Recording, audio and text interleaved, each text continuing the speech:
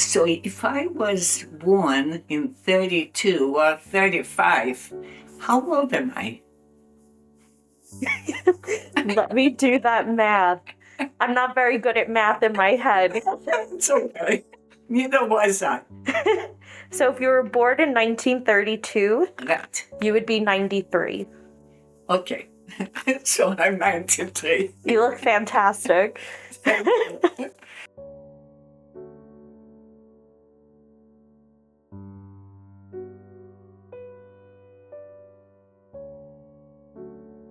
My name is Zelda Polowski, and I was born in Lithuania, which my passport says Poland, because Lithuania was annexed to Poland during the centuries. So I found out when I went to the March of the Living, and we had a driver, a Polish driver, and we had a historian. So she told me why my passport says Poland. Wow. I feel about telling my story because children don't know. Many a times when I speak to public school, or I'll ask them when the war started, and they don't know. So that is my mission. But I was teaching, as I said before, for 40 years in a Hebrew school, and our children don't know much about the Holocaust. And that is my mission, to speak about the Holocaust as much as I can, or as long as I can. Yeah. Because you just said I'm 93, and I don't know how long I have. What Hashem has in store for me. I must have spoken about it during the times that I taught in Hebrew school. It's incredible to hear your resilience with sharing, and it's so inspiring to hear that. Thank you. Why are you telling your story now, at this moment? I told my story most of my life. I was probably 8 years old, and we had a town. It was a small town of 550 people. You won't find it on the map. And it was close to Vilna. We were proud of Vilna, like we are now proud of Manhattan. And when the Shabbos came, it was the whole town. And we didn't have electricity yet in those days. And we had a horse and buggy. Wow. Right. Was your family very religious growing up? No, it was average. But then we had 2 shuls, and the Misnagdische shul and the Hasidische shul. And we belonged to the Hasidische shul. And I never asked my father who was the Chassid that he followed. I'm so sorry that I never asked him. But when you were a kid, you don't remember to ask questions like that. Absolutely. I think it's more looking back and reflecting, Right. and then you want to ask those questions. What did your parents do for a living? Okay, my father had a store, and he had a tannery. You know what a tannery is? When they had a cow slaughtered, they would come to my father and to make leather. Mm. And he was very good in making many more patterns on the leather for shoes. And what did your mother do? My mother helped him in his store, and she had two girls, myself and my sister, who was 4 years older than me. And what was your sister's name? Sarah. And your parents' names? Michael, Michael, Zipuk, and Rochel Zipuk, my mother. What was your community like growing up?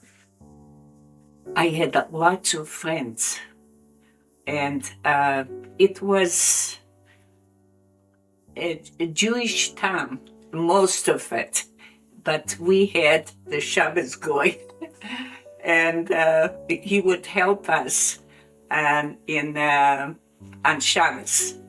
Mm. He would put in the coal in the oven. We had an oven, and we also had in the middle of our house, and that was usually they would put the cholent in the bakery and take it out on Shabbos, on Friday night. And we had our own oven in the middle of the house because it kept us warm, and it was heated by coal. Mm. Yeah. When you were growing up, do you remember experiencing any anti-Semitism? No, because it was a Jewish town. But when Hitler came in, there was a mother and a son who were the Shabbos Goy, and they came into our house and they said, now we can do what we want. Mm. Meaning they took out things from our house. And what year was that happened? In 41. In 41. 41, the war started in 39, but in 41, Hitler came to us because Poland was divided in half. Half of it went to Stalin, and half of it went to Hitler. And they had a pact. Mm. And Hitler didn't live up to his agreement, and he attacks Russia at that time in 41, and that's when he came to us. Mm. Do you remember growing up under Stalin at all, or was? Oh yeah, 2 years we lived under Stalin, and that he didn't like anybody to have money from workers. So my father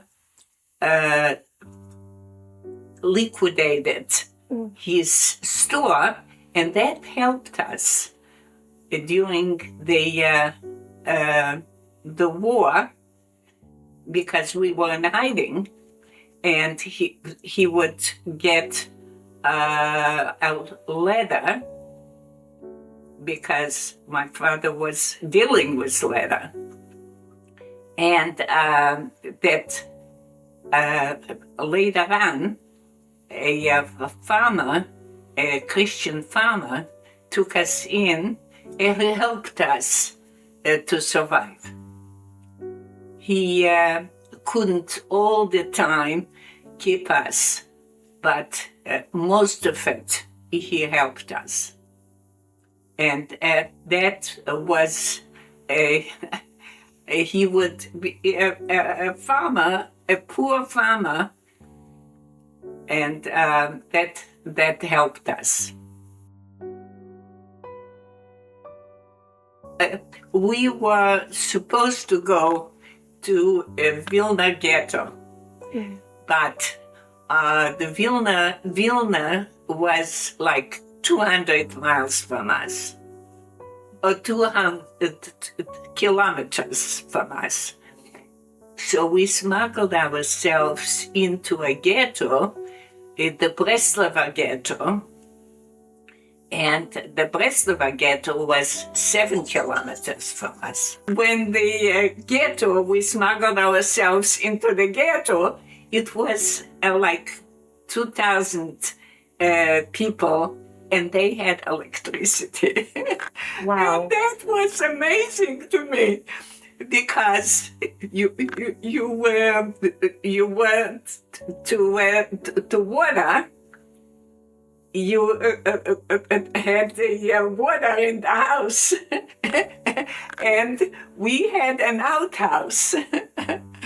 And, you go to the bathroom, you take it for granted. Absolutely. Right. And the music would come out from the wall. Right. It was amazing to me. Were there a lot of other kids in the ghetto where you were? In the ghetto, yes. In the Breslova ghetto, there were a lot of kids. And I had it pretty good in the ghetto, because we came in with food. So I didn't have the starvation that we know in the ghettos. The Warsaw ghetto, they would send out the kids. Right. And when you were in hiding, was it just your family, or were there other groups of people there? When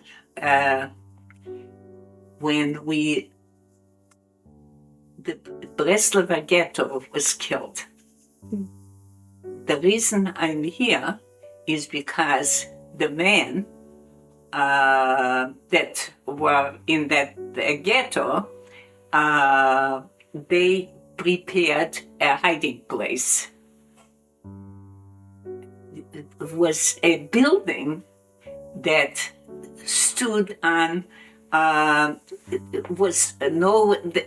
you couldn't see that basement, because they found a building that was standing on concrete and stones, and they took out the stone in the ghetto, and they would get rid of the even if they built a place, and a hiding place, so they had dirt, and if you put a pile of dirt, where is the pile of dirt? So they would put it in their pockets and on the work. In the ghetto, the men worked, and they would get rid of the dirt on the way to work. And then when the killing started, we ran into, and it's a whole, because I had an appendix at 8 years old, and we couldn't operate on me because it was, there was no hospital. Right. And we were in the ghetto, and they froze it, the appendix. I don't know how they did it.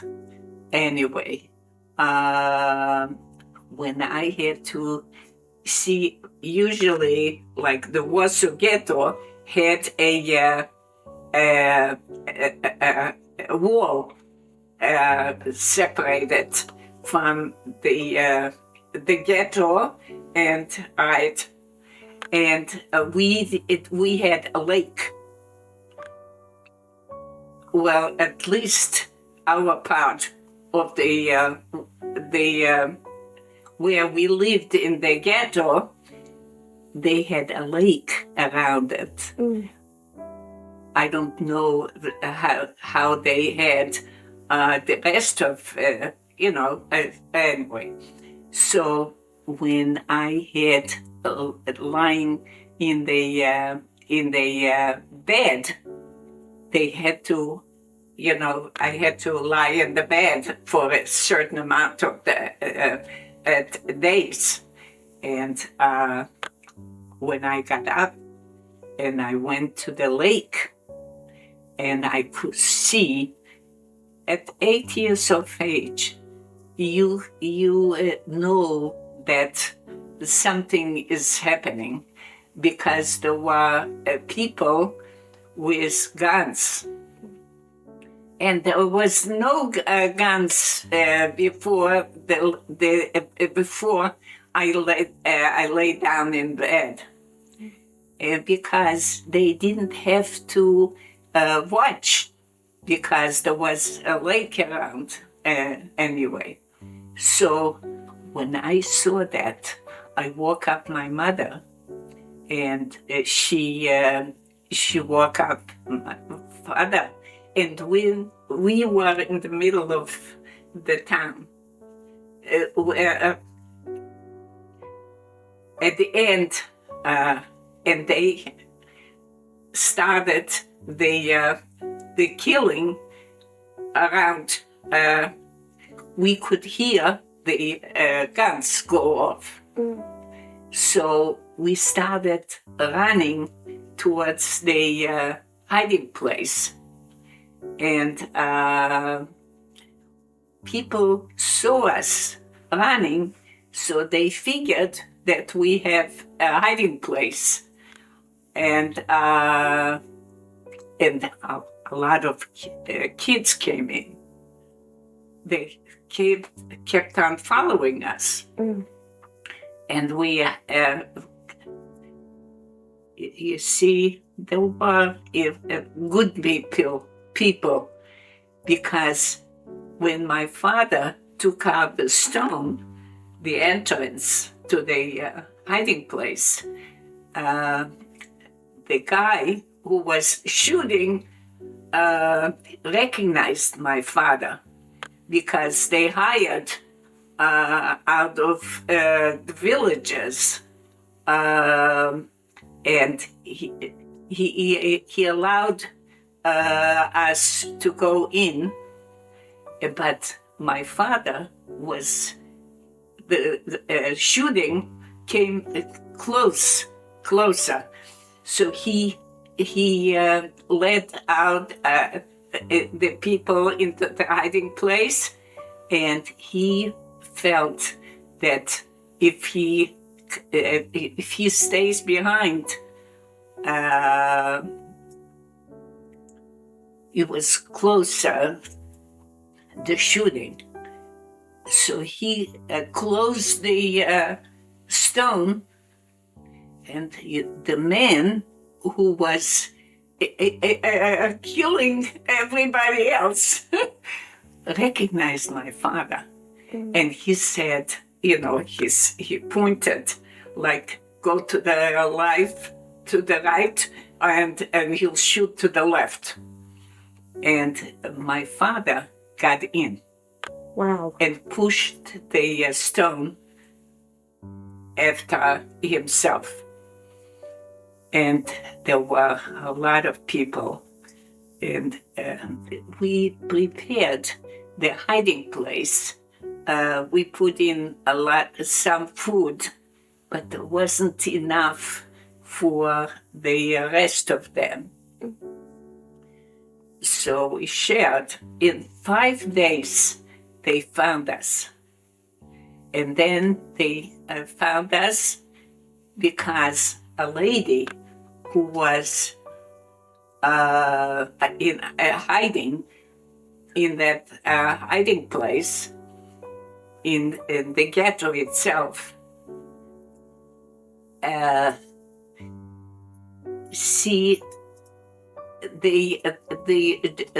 Nazis were afraid for some reason, but the homes were, the food was on the table, and she took a pillowcase. In those days, the pillowcases were white. Now you have all kinds of colors. Right. But they saw a pillowcase, they saw something white, and it just stopped. Wow. So they figured that somebody is hiding. And they found that. He couldn't all the time keep us, but most of it, he helped us.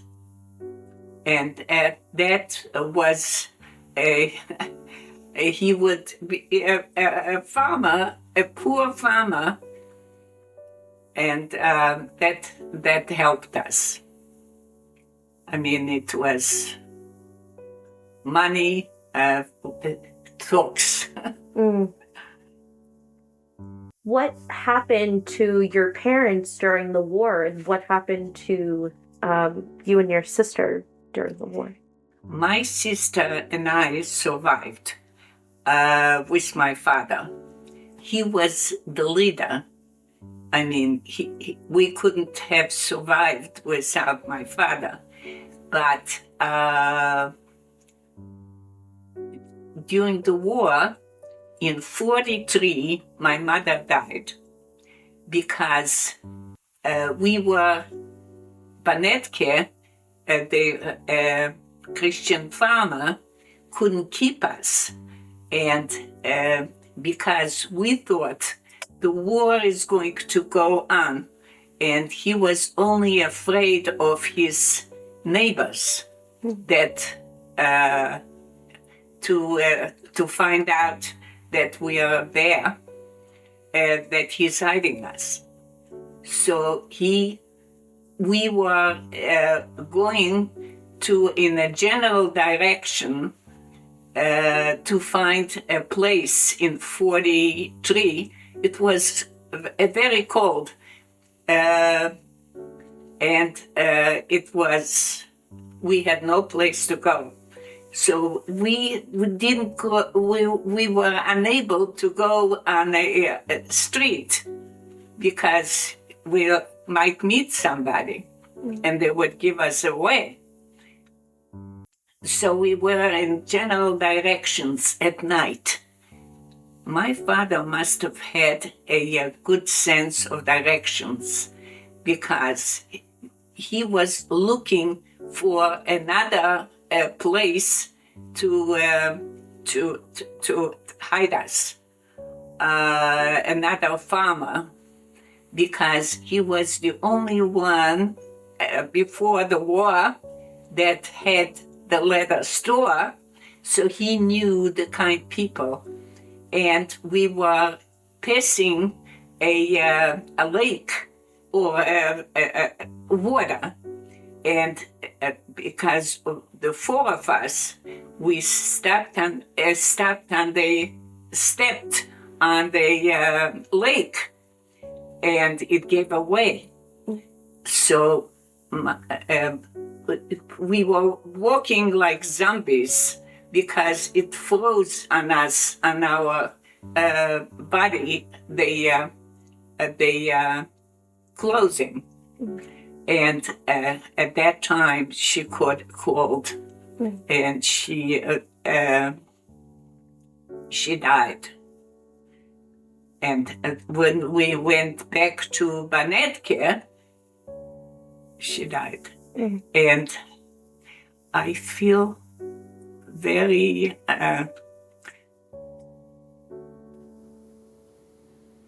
bad because whatever food they had,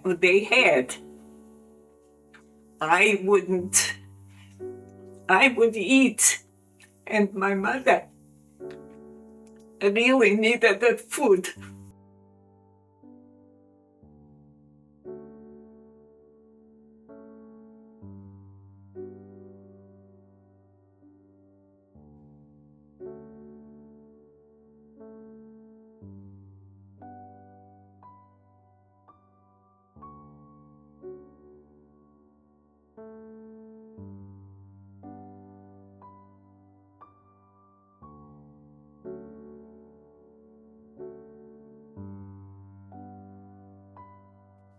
I remember that between the stones and the concrete, there were holes.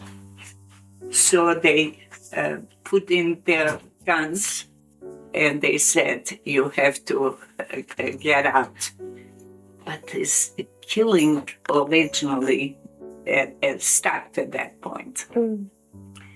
So we got out and they found 60 people were hiding in the ghettos, in the our ghetto, the Breslova ghetto. And they found them and they put us in a building. There weren't too many left. And my father got out from the building. He found probably people that he knew that they could have taken the money and they just give us away back to the Nazis, but they didn't. And but we knew that they are not going to keep those people that they found. And there were 60 people, and they wanted to get out with us. But we couldn't. But early in the morning, we found a way to get out. And there was a Hannes Zussman, and there was a cousin of ours.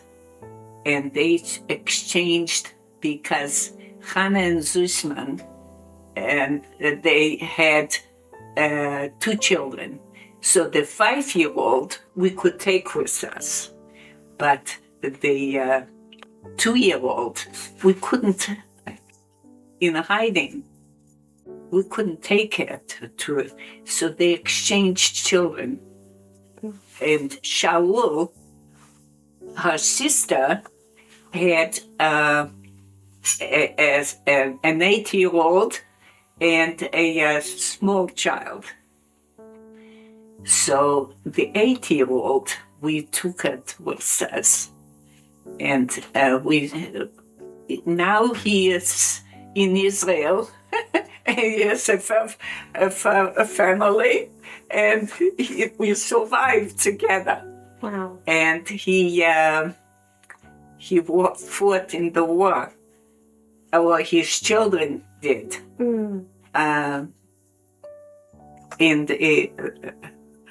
At the 7th of October. Anyway, so we took out 10 people with us. And we came to Banetke, and Banetke said, where am I going to hide 10 people? But he took us in the attic. And this is why because we couldn't get out, we couldn't go down, because he had a 3-year-old, a granddaughter, living in his house. Can you imagine? She would come and say to the neighbors, we have people in our attic. Right. So, and we survived. But we were in hiding for 3 years after the killing of the ghetto. Wow. We picked up ourselves and we went to another Jewish community to be safer, and that's how we managed to be safe. And that was when you were in the attic, right? No, that was the first? That was after the war in 1945. And my stepbrother, his mother came after the war to Drujsk, to our town. Everybody almost went to the town they came from, because we didn't know of each other who survived. So they would come back to town, and that's when my father married his mother. My father survived with 2 girls, and she survived. She didn't go back to town, to the Vilna ghetto, because she took her 2-year-old and she left. And but her husband was on the to go to Vilna, and she came back with her little boy. At that point, he was 7 years old, and my father married this woman who was killed already, her husband. But she had this. She's my stepbrother. And that was his wife that called me. Oh, after the war. Wow. Because Celts in Lithuania, I don't know where it was, but we passed by Celts. They killed after the war, the pogrom. Right. A lot of people were killed after the war. Yeah. And I don't think many people know that as well. Right. That a lot of tragedy happened after 45. 45. In 46, we passed Celts, because on the way to get to the to Germany, and we were in a train, and the man who were on the way also to get to the Berlin on the American side, and they by the door, as we were passing Celts, and they they try to save ourselves, because it was after the Kielce pogrom, right after, and we were passing it on the train, and by the door they had sticks or something in case they attack us. And that was 46. That happened to Kielce. And a lot of people died after the war. Like this man who was in hiding in our town, and he came back.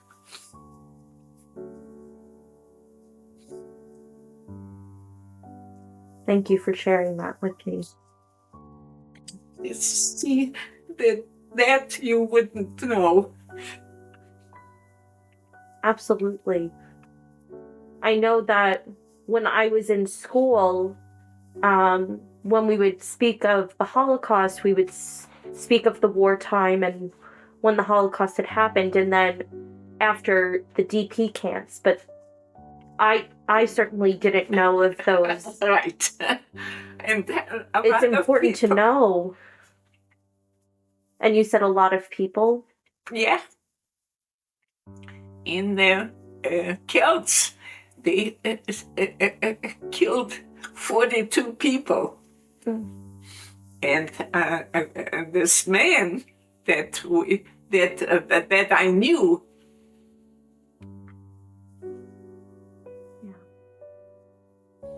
but there were a lot of incidents after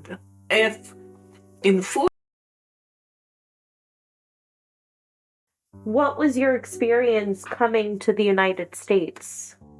Okay. It was a long time. We were in the P camps waiting for the visa, and we went, you had to go to where the visa came from, because they signed that we wouldn't fall under the government.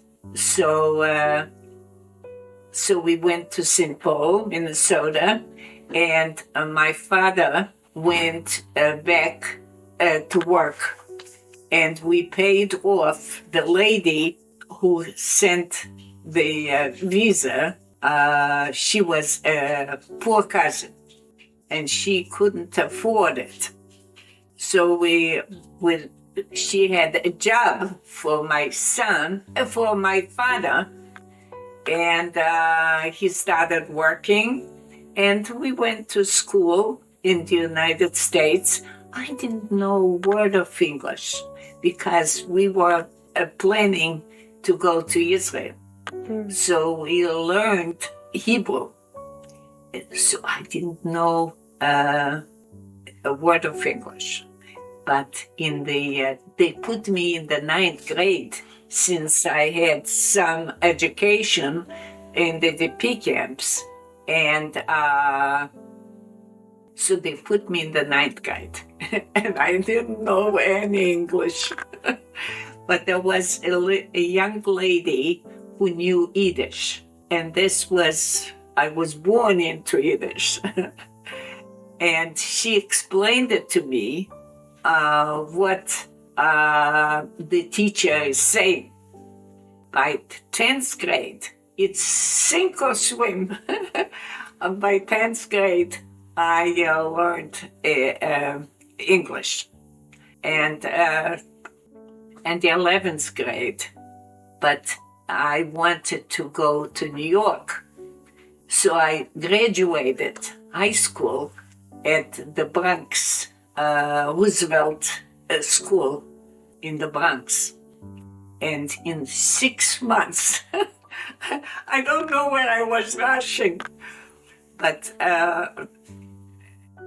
as long as I was able to get in 6 months graduation, and I graduated from, but I had a general diploma because St. Paul didn't have a diploma from anyway. I graduated, so I took a general diploma, and that's why I had to take a test to get into college. Got it.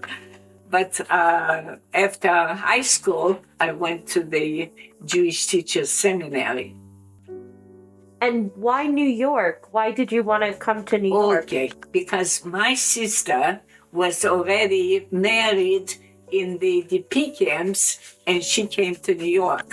And all my friends ended up in New York. So I wanted to come to New York. So where were you originally in New York? In the Bronx. In the Bronx? Yeah. And then you moved out to Long Island? Yeah, when I got married. Okay. Wow.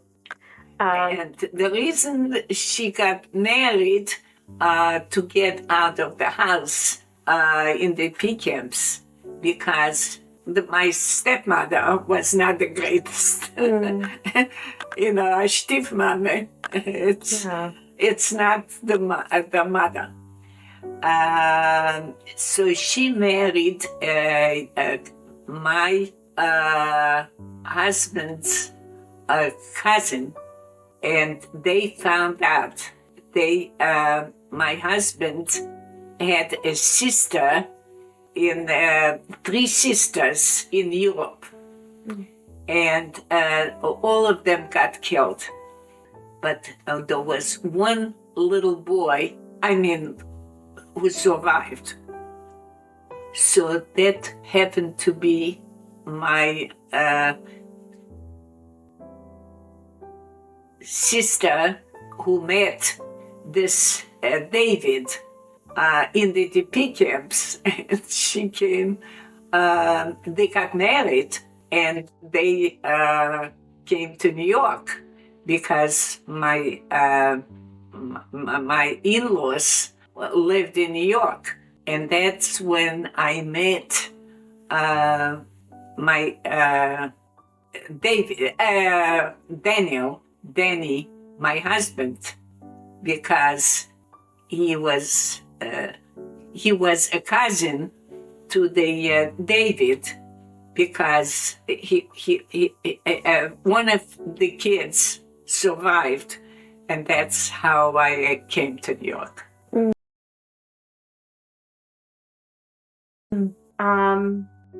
What are some of the moments in your life that you're most proud of?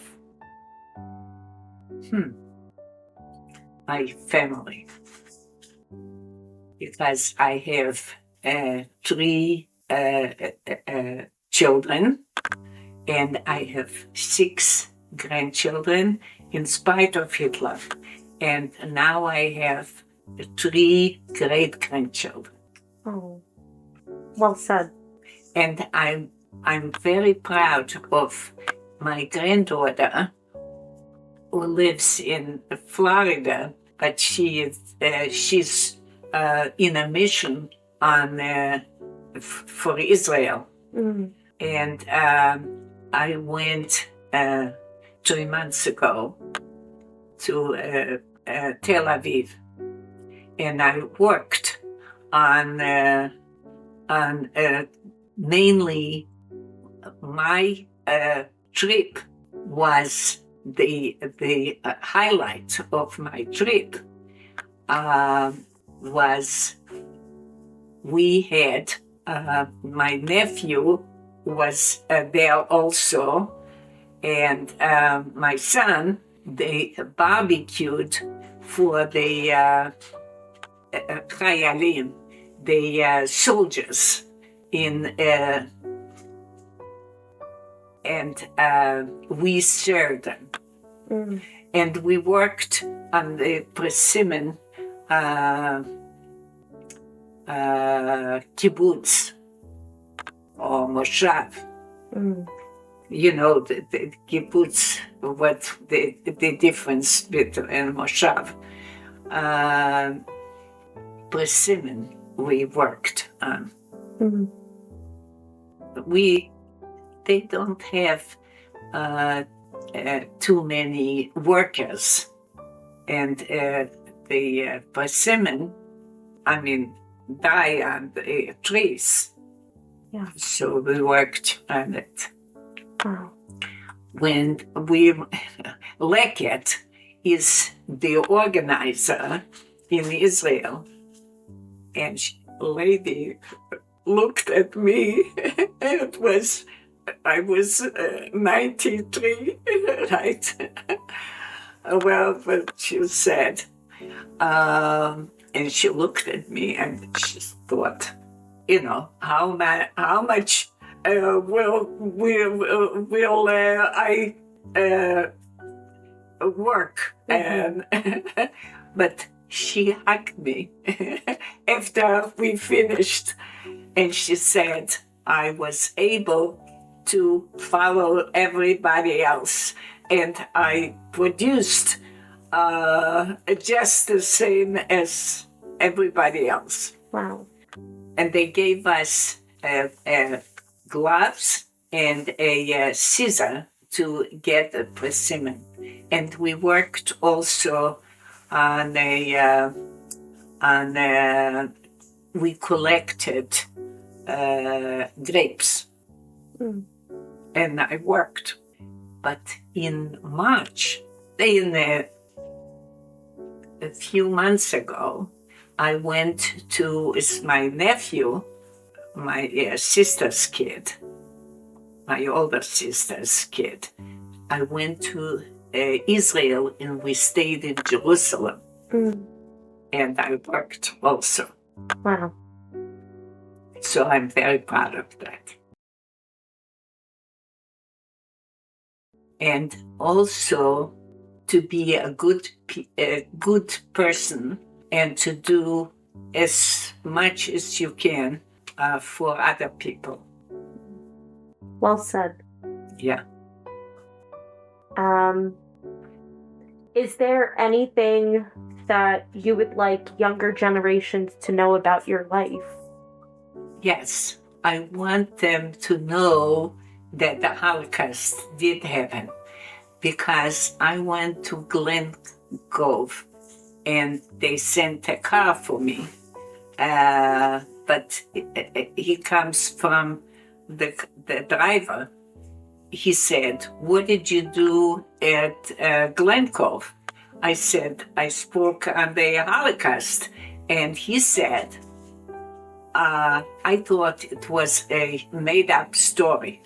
Wow. Because he comes from a different country. That's why he was a driver. Because I guess he couldn't get a regular job. Mm. So he was a driver. And that's what my mission is at this point, is to say about that Holocaust did happen. One more question I have. Yeah. What do the phrases "never again" and "never forget" mean to you? As you can see, for never again, it shouldn't happen again, because this anti-Semitism it can happen again.